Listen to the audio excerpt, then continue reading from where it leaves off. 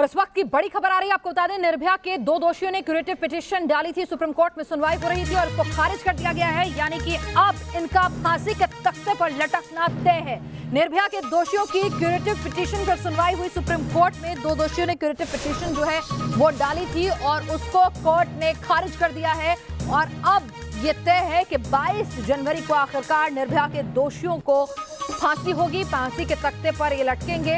इससे पहले आपको बता दें कि 2 दोषियों ने क्यूरेटिव पिटीशन डाली थी। हर तरह से कोशिश कर रहे थे, कभी कोशिश होती थी कि अपनी उम्र को कम दिखाकर आप अपील करें, कभी दया याचिका होती थी। अब ये क्यूरेटिव पिटीशन जो है वो डाली गई थी विनय और मुकेश की तरफ से, जिसको सुप्रीम कोर्ट ने खारिज कर दिया है, यानी कि इन दोनों को भी राहत नहीं, अब इनको सजाए मौत होना तय है।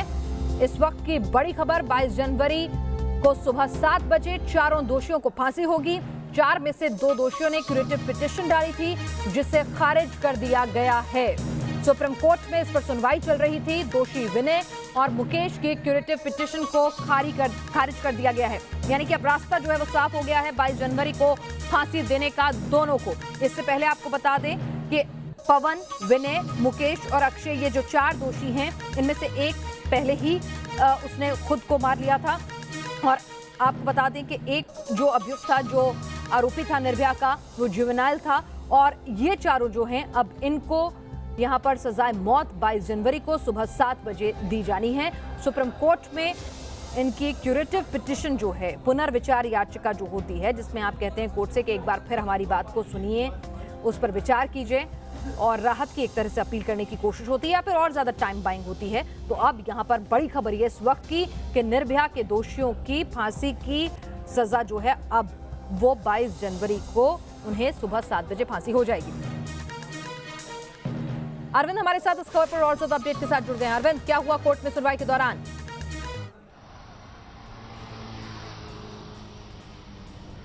देखिए, क्यूरेटिव पिटीशन पर सुनवाई बंद चैम्बर में होती है। जो 5 जजों की बेंच थी, उसने बंद चैम्बर में क्यूरेटिव पिटीशन की फाइल को देखा और फाइल को देखने के बाद उन्होंने ये तय किया कि कोई ऐसी बात नहीं कही गई है, कोई सुधार की मांग के साथ ऐसा कोई तथ्य नहीं है जिसके आधार पर यह कहा जा सके कि इस मामले में ओपन कोर्ट में सुनवाई की जरूरत है। और इसी आधार पर दोनों दोषियों की जो क्यूरेटिव पिटीशन है वो कोर्ट ने खारिज कर दी। और इसके साथ ही आप समझ सकते हैं कि निर्भया के दोषियों की फांसी की सजा का रास्ता सुप्रीम कोर्ट से कम साफ हो गया है। ये सुप्रीम कोर्ट से अंतिम कानूनी राहत का विकल्प था जो निर्भया के दोषियों के लिए मौजूद था और जिसमें सुप्रीम कोर्ट ने इन दोनों की क्यूरेटिव पिटीशन खारिज कर दी है। बाकी जो दोनों दोषी हैं उनकी तरफ से कल इस मामले में क्यूरेटिव पिटीशन दाखिल होने वाली है। और चूंकि 22 तारीख तक के लिए निचली अदालत की तरफ से डेथ वारंट जारी किया गया था 22 तारीख की सुबह 7 बजे के लिए, तो इससे पहले अब चूंकि इन दोनों दोषियों की क्यूरेटिव पिटीशन खारिज हो गई है, अब इन दोनों दोषियों के पास सिर्फ राष्ट्रपति के सामने दया अर्जी लगाने का विकल्प बचा है। लेकिन सुप्रीम कोर्ट से जो अंतिम कानूनी राहत का विकल्प था वो भी इस क्यूरेटिव पिटीशन खारिज होने के बाद खत्म हो गया है। जी बिल्कुल, तो अंतिम जो विकल्प था वो भी खारिज हो गया है। कल दूसरे 2 आरोपी जो हैं उनकी क्यूरेटिव पिटीशन पर, जो दोषी हैं माफ कीजिएगा, उनकी क्यूरेटिव पिटीशन पर सुनवाई होगी।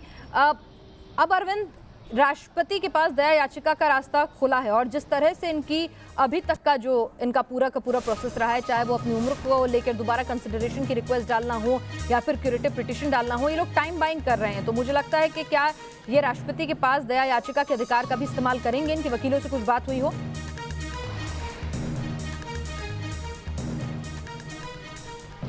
देखिए, बिल्कुल अब तो यही विकल्प बचा है। अन्यथा अगर राष्ट्रपति के सामने दया अर्जी नहीं लगाते तो फिर 22 तारीख को जो फांसी की सजा पर के लिए डेथ वारंट है उस पर अमल हो जाएगा, फिर फांसी के तख्ते पर चढ़ना ही होगा। लिहाजा उससे बचने के लिए अब सिर्फ राष्ट्रपति के सामने दया अर्जी लगाने का विकल्प इनके पास बचा है। हालांकि इनके जो वकील हैं उनके रवैये से इस बात की संभावना लगाई जा सकती है कि ये अभी तुरंत ना दया अर्जी लगा करके 22 तारीख से 1 या 2 दिन पहले अर्जी लगाने की कोशिश करेंगे, ताकि थोड़ा टाइम लगे राष्ट्रपति के सामने दया याचिका के निपटारे में और उसका फायदा उठाते हुए जो 22 तारीख की डेथ वारंट जारी हुआ है, 22 तारीख को फांसी की सजा पर अमल का, उसको टलवाया जा सके। जो बाकी दोनों दोषी हैं उनकी तरफ से अगर कल क्यूरेटिव पिटीशन दाखिल होती है तो मुझे लगता है कि जल्द ही सुप्रीम कोर्ट में उसकी भी सुनवाई की तारीख मुकर्रर हो जाएगी और उसमें भी क्यूरेटिव पिटीशन खारिज होने की ही संभावना है, क्योंकि जो कुछ दलीलें क्यूरेटिव पिटीशन के जरिए रखी गई हैं, इन तमाम दलीलों को निचली अदालत से लेकर सुप्रीम कोर्ट तक ने एड्रेस किया है। रिव्यू पिटीशन में भी वही बातें कही गई थी जिसको कोर्ट ने खारिज कर दिया था और ये कहा था कि अब इन बातों को फिर से नए सिरे से उठाने का कोई औचित्य बनता नहीं है।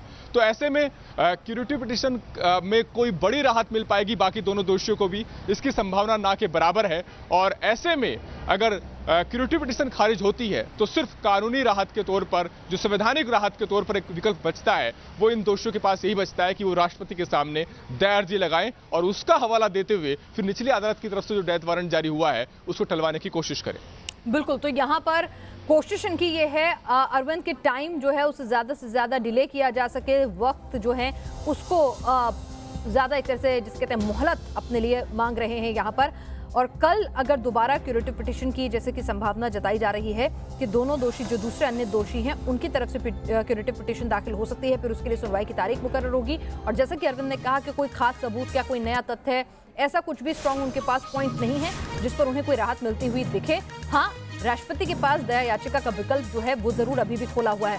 अरविंद, उसके लिए भी क्या कुछ टाइम फ्रेम होता है, कुछ लिमिट होती है कि आपको डेथ वारंट जारी होने के इतने दिन के भीतर उस अपील को आप इस्तेमाल कर सकते हैं, या फिर ठीक 22 तारीख से एक दिन पहले भी आप उसको इस्तेमाल कर सकते हैं? उस संदर्भ में भी आप कुछ जानकारी दे सकते हैं?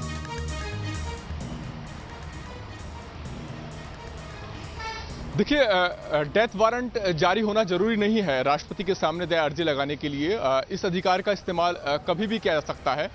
आमतौर पर चूंकि क्यूरेटिव पिटीशन आखिरी कानूनी राहत का विकल्प होता है सुप्रीम कोर्ट में, किसी भी दोषी के पास किसी भी फैसले में पुनर्विचार की मांग को लेकर के जो पहुंचता है कोर्ट में, तो ऐसी सूरत में जब ये विकल्प खत्म हो जाता है तब राष्ट्रपति के सामने दया अर्जी लगाते हैं दोषी और ये मांग करते हैं कि उनकी सजा पर वो रहम दे और कहीं ना कहीं उनकी सजा को माफ कर दिया जाए।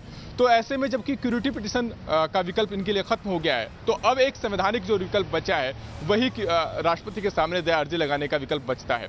हालांकि पुराने ऐसे मामले भी हैं जहां पर राष्ट्रपति द्वारा दया अर्जी खारिज होने के बाद भी दोषियों की तरफ से सुप्रीम कोर्ट का रुख किया गया और सुप्रीम कोर्ट ने फांसी की सजा को उम्र कैद में बदला। लेकिन वो स्थिति यहां पर लागू नहीं होती। ये समझना जरूरी है, उन मामलों में जहां पर राष्ट्रपति द्वारा दया अर्जी खारिज होने के बावजूद सुप्रीम कोर्ट ने फांसी की सजा को उम्र कैद में बदला, वो इस ग्राउंड पर बदला कि राष्ट्रपति द्वारा दया याचिका के निपटारे में बहुत ज्यादा वक्त लिया गया है। तो ऐसी सूरत में कोर्ट ने उन मामलों में फांसी की सजा को उम्र कैद में बदला था और यह भी कहा था कि दया याचिका के निपटारे में गैर वाजिब देरी नहीं होनी चाहिए। लेकिन यहां पर तो आप समझ ही रहे हैं कि अभी तक दया अर्जी दाखिल ही नहीं की गई है, लिहाजा दया याचिका के निपटारे में देरी के आधार बना करके फिर राष्ट्रपति द्वारा फैसला लिया जाने के बाद फिर से सुप्रीम कोर्ट का रास्ता इन दोषियों के लिए कम से कम राहत के तौर पर नहीं खुलता। बिल्कुल, तो यहाँ पर आखिरी कानूनी विकल्प जो था उसका इस्तेमाल दो दोषियों ने तो कर लिया है। दो दोषी कल जो हैं वो अपनी क्यूरेटिव पिटीशन जो है दाखिल करेंगे।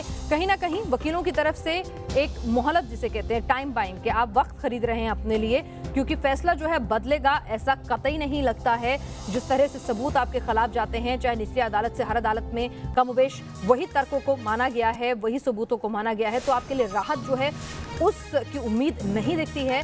तो आज दो दोषियों की क्यूरेटिव पिटीशन खारिज हुई है। जानबूझ के टाइम बाय करने के लिए दो दोषियों की क्यूरेटिव पिटीशन वकील जो है देरी से दाखिल करेंगे। वो चाहते तो चारों की क्यूरेटिव पिटीशन एक साथ भी दाखिल कर सकते थे, अरविंद, अगर मैं गलत नहीं हूं तो।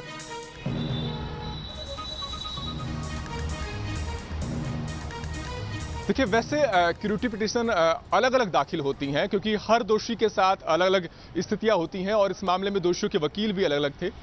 इवन यहां तक कि इन दो दोषियों की तरफ से जो क्यूरेटिव पिटीशन दाखिल हुई है वो भी अलग अलग वक्त पर दाखिल हुई है। एक क्यूरेटिव पिटीशन एपी सिंह की तरफ से हुई है, एक जो वकील हैं, और दूसरी क्यूरेटिव पिटीशन जो मुकेश की तरफ से हुई है वो वकील वृंदा ग्रोवर ने दाखिल की है। अलग अलग क्यूरेटिव पिटीशन दाखिल हुई है। हालांकि आप समझ सकते हैं कि क्यूरेटिव पिटीशन दाखिल करने में काफी ज्यादा वक्त लिया गया इन दोषियों की तरफ से, और पिछले दिनों जो अक्षय की तरफ से रिव्यू पिटीशन दाखिल हुई उसमें भी जानबूझकर के दोषी ने ज्यादा वक्त लिया।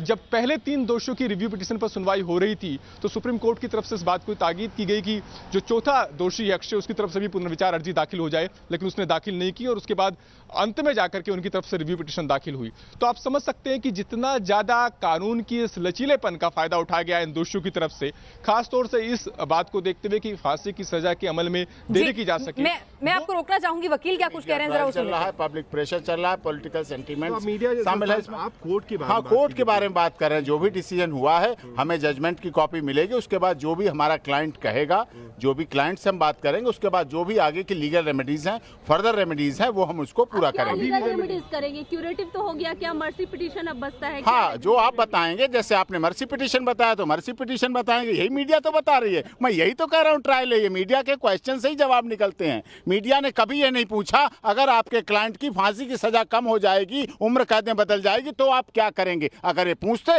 तो मैं उन्हें अच्छा जवाब देता कि अगर इनकी फांसी की सजा कम हो जाएगी तो उन्हें पाकिस्तान की सीमा पर शहीद होने के लिए लगा देना और भारत की आन मान शान की रक्षा कर लेना। आरोपी के बारे में नहीं करें ना, ये करना, ये पूछेंगे नहीं आप। मेरा ये कहना है कि आपकी मीडिया से जो भी आपको मनमुटाव है वो अलग ना, मीडिया तो मेरे भाई हैं, मीडिया हमें रास्ता बताते हैं। ऑप्शंस क्या है? अभी हमारे पास लीगल रेमेडीज, हम क्लाइंट से बात करेंगे, हमें जजमेंट मिलने दिया जाए, जजमेंट देंगे और उसके बाद हम उसमें देखेंगे। क्योंकि हमने अभी भी विनय शर्मा के अभी हमने विनय शर्मा के जो जिसकी डिसमिस हुई है क्यूरेटिव पिटीशन, हमने उसके लिए जेल से डॉक्यूमेंट मांगे हैं। हमने 8 तारीख को भी जेल में यहाँ पटियाला हाउस कोर्ट में एप्लीकेशन देके कोर्ट मांगे। मैं 10 तारीख को तिहाड़ जेल की दोनों जेलों में मिला, वहाँ हमने डॉक्यूमेंट मांगे, अभी नहीं दिया। और 13 तारीख को पटियाला हाउस की स्पेशल कोर्ट में हमने एप्लीकेशन लगा के विनय शर्मा, पवन कुमार और अक्षय के डॉक्यूमेंट मांगे हैं, जो डॉक्यूमेंट हमें आपके पास, क्योंकि ऑर्डर डेथ वारंट तो अभी भी साइन हो चुका है। हाँ, नहीं, डेथ वारंट तो साइन करना उनका काम है, अब अर्जी लगाना हमारा काम है,